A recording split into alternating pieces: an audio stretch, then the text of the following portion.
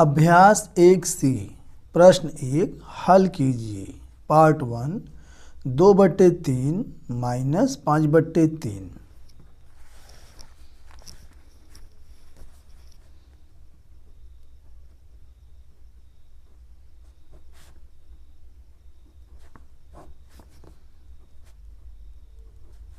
हमें दिया हुआ है 2/3 माइनस 5/3।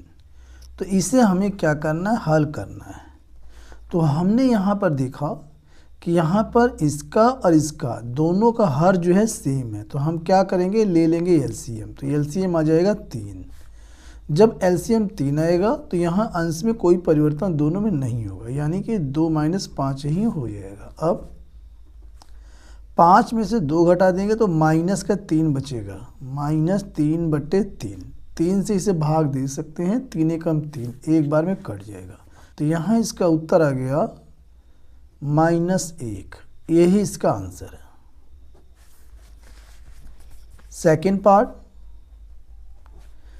पार्ट में हमें दिया हुआ है 2/3 माइनस ब्रैकेट में -5/3 बराबर। तो प्यारे बच्चों, सबसे पहले हमें ये ब्रैकेट हटाना पड़ेगा। हम जानते हैं कि माइनस की गुणा जब माइनस में करते हैं चिन्ह आता है प्लस का। तो यहाँ 2/3 पहले लिख लेंगे, इसके बाद माइनस की गुणा माइनस में करेंगे तो प्लस हो जाएगा। ये आ जाएगा 5/3। अब चूँकि यहाँ पे हर सेम है तो यहाँ पे एलसीएम 3 आएगा और अंश में कोई परिवर्तन नहीं होगा, तो 2 + 5 हम लिख सकते हैं। अब 2 और 5 को हम जोड़ेंगे, आ जाएगा यहाँ पे 7/3। ये हमारा आंसर आ गया। यदि आंसर में पीछे नहीं मिलता है तो हम क्या करेंगे, इसे मिश्र भिन्न में बना लेंगे। 3 से भाग देंगे, 3 दूनी 6। एक यहाँ बचेगा शेषफल, तो 1/3। तो यहाँ पे आ गया 2 सही 1/3। यही इसका आंसर है। अब हम सॉल्व करते हैं इसका भाग 3, यानी कि पार्ट 3। इसमें हमें दिया हुआ है -2/3 ब्रैकेट में, फिर है माइनस ब्रैकेट में -5/3। इसे हमें हल करना है। तो सबसे पहले ब्रैकेट हटाएंगे -2/3, और यहाँ जब ब्रैकेट हटाएंगे तो माइनस की माइनस में गुणा होके प्लस का आ जाएगा 5/3। अब इसके आगे चूँकि यहाँ पे हर जो है सेम है तो एलसीएम यहाँ पे 3 आएगा और अंश में कोई परिवर्तन नहीं होगा। माइनस का 2 प्लस में 5। अब 5 में से 2 घटा देंगे तो प्लस का 3 बचेगा, यानी 3/3। भाग देंगे तो प्लस का 1 आएगा। ये इसका आंसर है। अब इसका आता है अंतिम पार्ट 4।